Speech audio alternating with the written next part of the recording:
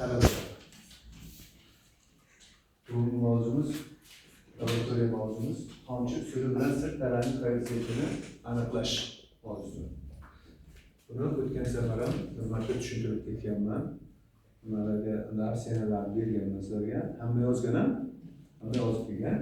Endi mana shuni hozir biz tajriba tomchi usuli bilan sirt taraning koeffitsiyentini aniqlash asbob-uskunalarimiz bor, hammasi. Mana shu orqali suvning sirt taraning koeffitsiyentini aniqlashni sizlarga o'rgataman. Tushunarlimi? Birinchi, buni tajriba natijalarini, tajriba qismini olishdan oldin men buni formulalarini va qisqacha nazariyani tushuntirib beraman. Shundan keyin sizlarga bir marta natijani olib ko'rsataman. Keyin xohlovchilar o'sha kim shu mavzuni nazariyga topshirgan bo'lsa, shular nima qiladi? Tajribani bajarib o'z qo'li bilan suvning sirt taraning koeffitsiyentini aniqlaydi. Bundan tashqari uning aksariyat xatoligi va nisbiy xatoliklarni o'zining qilgan tajribasining xatoliklarini aniqlaydi. Va shunday qilib hammamiz shu ishni albatta tajriba qilib ko'rishimiz kerak bo'ladi. Shuning uchun mana laboratoriyada o'qigan. Demak, birinchi tomchi usuli bilan sirt taraning koeffitsiyenti. Tomchi tomayotgan payti sirtidagi molekulalarga tomchining sirtidagi molekulalar ichki molekulalar tortganligi uchun nima deydi? Shar shaklini oladi har doim. Va shar shaklini olib, mana shu yerda o'sha ishni qisqacha ma'lumot chizib qo'yadigan bo'lsak,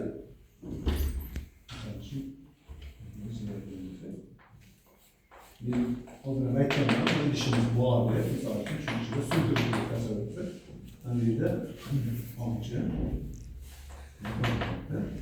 va F sirt taraning kuchi alfa L bilan ifodalanadi deganmiz. Aynan tomchi usulida L mana bu shar shaklini egallaydigan, tuzilgandan keyin shar shaklini egallaydigan tomchining perimetri hisoblanadi. Va mana shu L perimetri bilan yozib qo'ysak bo'ladi. 2 pi r ya'ni sharning perimetri aylanasi uzunligi bo'ladi. Va mana shu ikkita r, ya'ni ikkita radius, bitta diametr bo'lgani uchun pi ko'paytirib nima deyishimiz mumkin? D deyishimiz mumkin bo'ladi. Endi tomchi qachon o'chadi? Qachonki bitta tomchining, bir dona tomchining og'irlik kuchi sirt taraning kuchiga tenglashganda o'zgaradi. Ya'ni mana sirtidagi molekulalarni ichki molekulalar tortib turibdi-ku, ya'ni sirt taraning kuchi hosil qilib turibdi.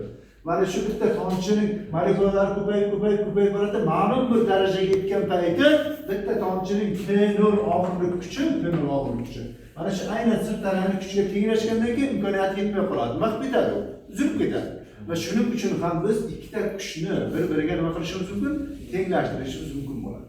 Ya'ni P0 ni alohida yozib qo'yaman. P0 M0 nimaga teng? G ga teng. Va mana bu ikkita kuch o'zaro teng bo'lganligi uchun alfa L teng bo'ladi M0 G ga. Va bu yerda L ni aytdik. Nimaga teng? Pi D. D mana shu bitta tomchining diametri. Bu kapillyar naycha kuchining diametriga teng bo'ladi. Ya'ni mana bu o'rtada hisoblasak bo'ladi. Ya'ni mana shuni bir xil desak, demak mana shuning radiusi yoki bo'lmasa diametri tenglashgan paytda e'tibor qilinadi. Tenglashgan paytda mana shu tomchi uzilyapti va har doim shar pastga tushguncha, o'sha shar shaklga tushguncha uning diametri tomchi o'sha kapillyar uchining diametriga teng bo'ladi. Har doim. Va M0 esa biz bilamiz, bitta tomchining massasi har doim nimaga teng bo'ladi? Mana yozib teng bo'ladi. M0 miz M taqsim L. Ya'ni tomchilar soniga tomchilarning umumiy massasini bo'lish orqali bitta tomchining massasini topish mumkin bo'ladi. Va mana shu yerdan o'rniga qo'yadigan bo'lsak, ya'ni alfa nima qo'yamiz joyiga? Pi ko'paytirilgan D. M0 joyiga esa M taqsim N ko'paytirilgan J. Tushunyapsizlarmi? Nima aktiv bo'lmayapsizlar bo'lmasa? Xo'p, bu yerda mani maqsad nima edi? Nimani topish? Ya'ni sirt taranglik koeffitsiyentini aniqlash. Ya'ni alfani topadigan bo'lsak, demak M taqsim yerda esa pi ko'paytirilgan D, ko'paytirilgan tomchilar soni N. Mana asosiy formula. Bu yerda pi 3,14 ga teng, D diametri, men aytdim, tomchining diametri kapillyar uchining diametriga qaychani uchini diametriga teng bo'ladi. Mana shu ikkalasini bemalol biz yozib qo'yishimiz mumkin. Ya'ni pi bizni yozamiz 3.14 pi ni yozdik. Xo'p, d ni taxminan mana shu biz tajriba o'tkazadigan kompaniya nimaning uchining diametri 5 deb olindi. 5 yarim atrofida chiqadi. Bu o'lchangan. O'lchashimiz mumkin. Ya'ni o'lchaymiz hozir 5 ko'paytirilgan 10⁻³ metr. Va J yoki tush tezlanishini aniq qiymatini yozamiz. 9.81 metr taqsim sekund kvadrat. Mana uchalasi aniq bo'ldi.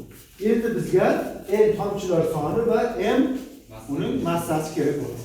Va mana bu yerga n qo'yib qo'yamiz va m qo'yamiz. E'tibor qilinglar. Biz tajribani bir marta o'tkazmaymiz, kamida 3 marta o'tkazamiz. 5 marta, 7 marta o'tkazishimiz mumkin. 3 marta kamida o'tkazamiz, 3 marta yozib qo'yamiz. Demak, n birimiz nechidir? N birimiz qanday qiymatga ega bo'ladi? N ikkimiz tomchilar soni necha deb belgilasak, shunga mos ravishda M2 massa N3 necha bo'lsa, shunga mos ravishda M3 yoziladi. Va shu orqali biz keyin natijada nimani topishimiz mumkin? Alfa sirtalaning koeffitsiyentini topishimiz mumkin. Va mana shu N1, N2, N2, N3, M3larni mana bu tajribadagi oxirgi o'sha nazariy qismdagi oxirgi formulaga qo'yish orqali alfa 1, alfa 2, alfa 3larni topib, keyin uning o'rtacha qiymati va o'rtacha qiymatidan alfa 1, alfa 2, alfa 3larni ayirish orqali absolyut xatolik topiladi. Va absolyut xatolik bularni mana bu yozib qo'yaman. Ya'ni alfa 1 birinchi M1 taqsim pi d n1. To'g'rimi? Barobar hisoblaymiz buni. Alfa 2 nima bo'ladi? M2 j nima bo'ladi? Pi d n2. Tushunyaptimi? Aktivroq bo'lamiz. Demak, alfa 2 3 M3 j taqsim pi d demak pi d n3. Demak, o'shalarni ham son qiymatlari o'sha pi d j ning son qiymati bor. Bundan tashqari o'sha m bilan n ni, ya'ni n1 ni bu olib qo'yamiz. n2 tomchilar soni bilan m3 massasini alfa 2 ga olib qo'yamiz. n3 m3 ni bu olib qo'yamiz va umumiy hisob kitobni qilamiz. Endi buni hozir men o'tirmayman, hisob kitob hamma qila oladi. Demak, alfa o'rtachani topib alfa o'rtacha alfa 1, alfa 2 plus alfa 3 ni qo'shib necha bo'ladi? 3 ga. Demak, mana shunday qilib biz nimani topib olamiz endi? Biz 3 ga bo'lish orqali alfa o'rtachani topib olamiz. Va mana shu suv uchun taxminan 73 10⁻³, ya'ni 70 yoki 60 yo 80 shu atroflarda chiqadi. Endi xatolik bo'ladi-da baribir. Lekin o'sha 7 ko'paytirib 10⁻³ atrofida chiqadi. Bu jadvallarda berilgan o'sha qiymatga ega ekanligini, shunga mos ekanligini biz tajriba qilib ko'rib isbotlashimiz mumkin bo'ladi. Suv uchun, boshqa suyuqliklar uchun bundan ko'ra boshqacharoq bo'ladi qiymat. Xo'p, endi biz nima topamiz? Absolyut xatolik. Xatolik. Demak, ketdik. Birinchisi delta alfa 1 modulda. Mana bu alfa o'rtachadan alfa o'rtacha minus alfa 1 ni ayiramiz. Delta alfa 2 ni topish uchun demak alfa o'rtachadan demak alfa 2 ni ayiramiz. Delta alfa 3 dan topish uchun alfa o'rtachadan ayiramiz. Alfa 3 ni mana ko'ryapti mana. Demak, bu yerda delta alfa 1, delta alfa 2, delta alfa 3 da qanday xatoga ega? Absolyut xato. Nechi chiqsa shu absolyut xato hisoblanadi. Endi maqsad nisbiy xatolikni topish kerak bo'ladi va shuning uchun biz mana shu absolyut xatolikning o'rtacha qiymatini topishimiz kerak. Va topgandan keyin uni mana bu alfa o'rtachaga nisbatining 100% ko'paytirish orqali chiqadigan qiymati uning nisbiy xatoligi bizning nisbiy xatoligimiz bo'ladi. Demak, buni ham ta'riflab qo'yamiz. Masalan, delta alfaning nimasi deymiz? O'rtacha qiymati. Demak, delta alfa 1 delta alfa 2 minus delta alfa 3. Buning ham qiymatini hisoblab chiqarsak bo'ladi. Ya'ni natijada chiqqandan keyin joyiga qo'ysam delta alfa o'rtachaga chiqadi. Xo'p, va endi qilamiz nisbiy xato.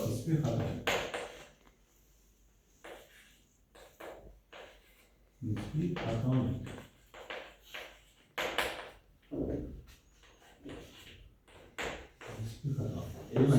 Epsilon barabar delta alfa o'rtachani delta alfa o'rtachaning alfa o'rtachaga nisbatini ko'paytirgani bo'ladi. Mana shunday qilib epsilon ya'ni nisbiy xatolikni topsa bo'ladi. Va nisbiy xatoligimiz nechidan nechagacha bo'lishi kerak? Epsilon taxminan nechidan? 0 dan nechagacha? 7 gacha bo'lishi mumkin. 0 dan 7 gacha qiymatda agar chiqadigan bo'lsa, demak biz tajribani aniq, to'g'ri bajargan bo'lamiz. Va bu qancha aniqroq bo'lsa, shuncha u baholariga ta'sir qiladi. Ya'ni yaxshiroq, aniqroq bajarishga harakat qilish kerak. Hisob kitoblarni ham aniq olishimiz kerak bo'ladi. Tushunarlimi? Mana shu narsalarni oldin ham, ya'ni erkin tushish tezlanishini aniqlash mavzusida ham tushuntirib berganman. Shuning uchun ham qiymatlarini aynan qo'yib joyiga boshqarib hisoblayotganim yo'q. Lekin hozir kim natijani bu yerga qoladigan bo'lsa, albatta mana shularni daftarida hisob kitob qiladida o'zining nimasida bo'ladi, oxirgi natijani nisbiy xatoligini topib, menda 2% chiqdi, menda 1%, menda 3%, menda 5% deb menga olib kelib ko'rsatadi. Men imzo qo'yib beraman, shu laboratoriyadan topshirgan bo'lamiz. Tushunarli? Rahmat e'tiborlaringiz uchun. Savollar bormi? Savollar bo'lsa marhamat. Mana ko'p bor. Men juda misol uchun shunday hozir berilib tushuntirgan bo'lsam 10 minut yoki 15 minutda men tushuntirib berdim sizlarga. Agar sizlar buni menga kelib mana bermaqlar, buncha narsa yozmaysan. Faqat nazariy qisqagina gapirib berasan. 5 minut ketmaydi. 3 minut, 4 minut. Formulalarni yoz, nazariyani qisqa gapirasan, keyin tajribaga o'tib ketaversan. Tushunarlimi? Xo'p. Oldin buni tushuntirganim uchun xohlovchilar mana yozib olsin. Rasmga tushirib qo'yib tashlab qo'ysalar ham mayli. Hozir mana bundan natijasini olib boshlaymiz. Va buni men qisqacha tushuntirib beraman. Qanday buni nima qilamiz?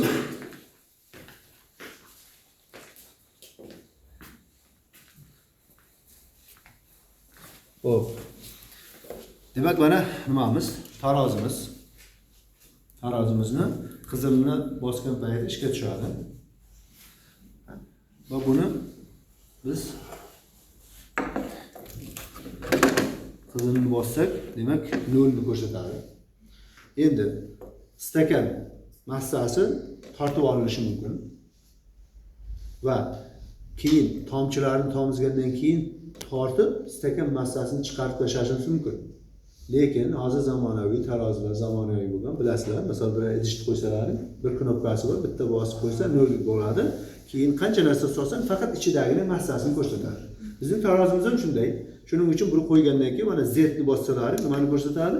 0 ni ko'rsatadi. Demak, stakan massasi birdan ayrildi. Demak, qancha tomchi tomizsa, faqat nimaning massasi bo'ladi? Tomchilarning o'zining massasi bo'ladi. Va bemalol mana bu yerga son qiymatlarini beraveraman hammaga. Masalan, bitta chiqaverasizlar va mana shu yerga o'sha tomiz orqali men buni qanday tomizishni sizga tushuntirib beraman. Mana ehtiyot bo'lish kerak. Shasinib ketmasin.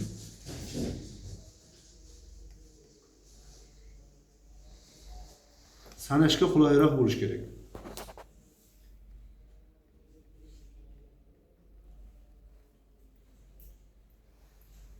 Mana shunday tartibda tomchi tursa, bemalol masalan 20 ta tomchi bo'lsa, sanaymiz 20 ta tomchi. 1 2 3 4 5 6 7 8 9 10 11 12 13 14 18 19 20. Mana Demak, bu tamom bersin, bizga nimasi yo'q. Suvni yana solib qo'yaveramiz qaytarib. Demak, bu yerda masalan shu qancha chiqdi? O'sha chiqqan nimasini biz doskaga nima qilamiz? Yozib qo'yamiz. Ana endi 20 ta tomchining massasini yozdik. M1. Keyin 40 ta tomchi desam, 20 ning ustiga yana nima qilamiz? O'sha qo'shimcha 20 tani tomchi, 40 ta tomchi bor. Uni ham taroziga qo'yamiz. Tushunarli? Mana shunday qilib tajribani bajaramiz. Tushunarli hammaga? Kim hozir boshlaydi mana shu tajribani o'tkazadigan?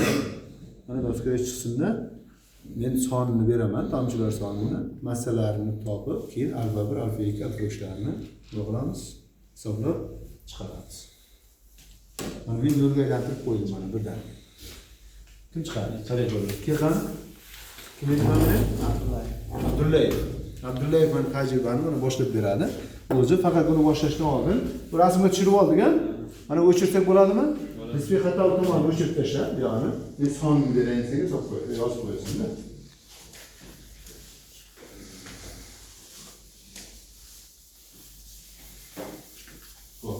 Mayli, men o'zim yozaman. Mana qarang. N1ga, N2ga va N3 deymizdagi ana sonini yozgandagi shunga mos N1, shunga mos N2, shunga mos N3 ni mana bu yerga qo'yib qo'ydim. Xo'p, soni senga 22, 40, 42, 53. Yani mana son bir. Shuncha tomchi berdi. Ana endi mana bu yerda bilasizlar grammda chiqadi.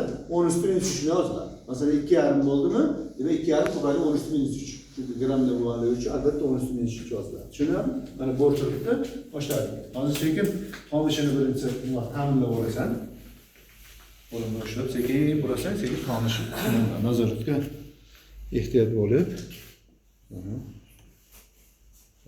Ko'p tez tomib ketadi. Ular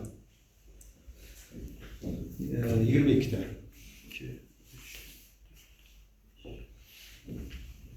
Tajribani o'tkazaylik. Xuddi shunday hamma talabalarimiz chiqib tajribani o'tkazamiz.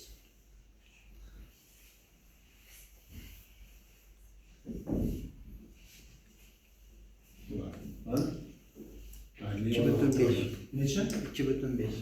Bana 2,5 ko'paytirilgan 10 üstü -3 gram. Keyingisi. Demak 23 deb sanab ketasan. 42 ta bo'lishi kerak. So'z men massasini chiqaribman deb o'ylab. Bo'lsa boshlasaman. Massasini? Zeb chiqarib olibman. Bosib yubordimmi? Unda qaytarib nima qilasan? So'raasiz. O'tdi tomon bersin, tepasi quyib ber, tepasidan yo'qmi ichida? Quyib ber.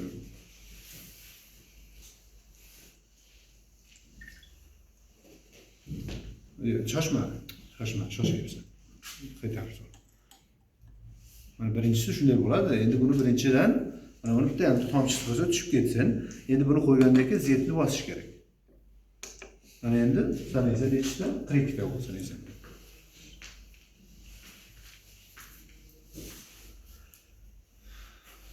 Agar zetni bosmasa, izidan o'sha 10 tami, 15 tami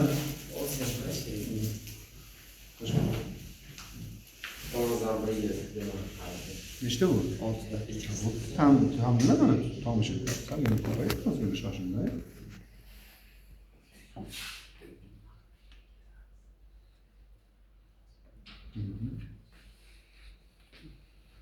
Yana bos chiqarib 15, 16, 17, 18, 19, 20, 21, 22, 23, 24, 25, 26, 27, 28, 35, 36, 37, 38, 39, 40, 41, 42. qo'y. Uni kamaytirsan. Bilasan, salkiz bo'ladi. Necha bo'ldi? 3. Necha? 5,5. 5,5. 13. Endi shunday qo'shib ketaman. Ha, shu hozir tomishini ta'minlaysanda 42 dan keyin qilish deb sanab boshlasang 53 ta to'xtatasan. 45, 46, 47, 48, 49, 50, 51, 52, 53. 7 ko'paygan ustida 3.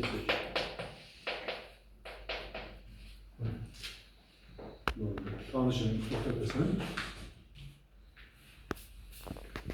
Tushunarli? Buni hozir yozib olasan, sirtda qilasan, mayli? Kim? Sevinch chiqasanmi? Sevinch kelmaydi, senga yordam beraman. Mana buni.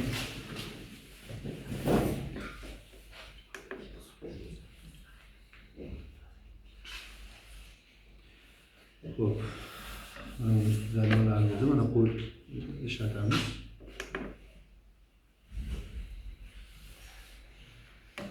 Bizni qilamiz.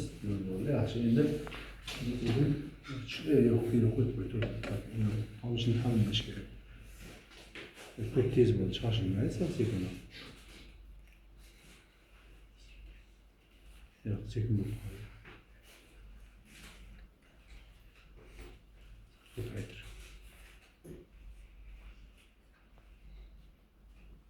Sal ko'paytir hozir. Kamaytiraysiz.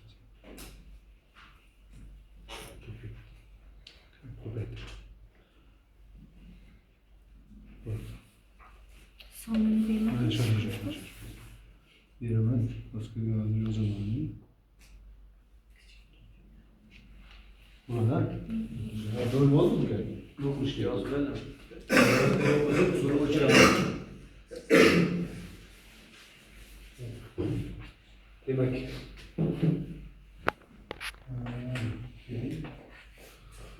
On yedi. Sana verelim. Ha, 17 tane. 35. Şimdi.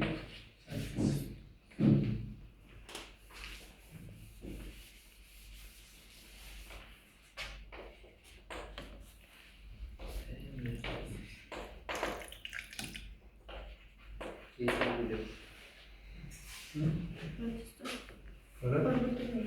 5. Neçe bir bölüm? 5 kubaydan ya 12. Çünkü Yani olan. Usulüm.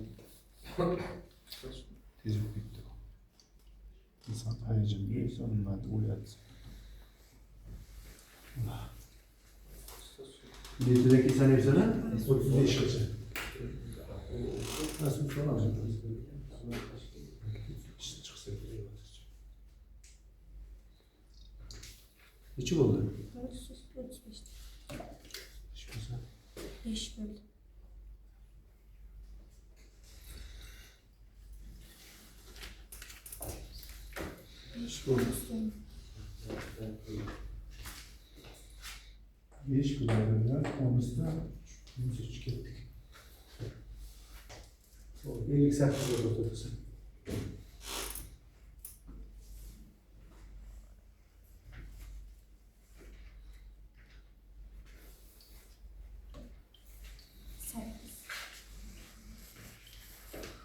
Sekiz. Sadece omuzda. İhtiyar mı? 8. Var. Orta. İhtiyar mı? Bütün iş. Yani. İndi. Shunday qilib buni to'xtatamiz hozir. Kim chiqadi yana? Men chiqaryapman. Kel.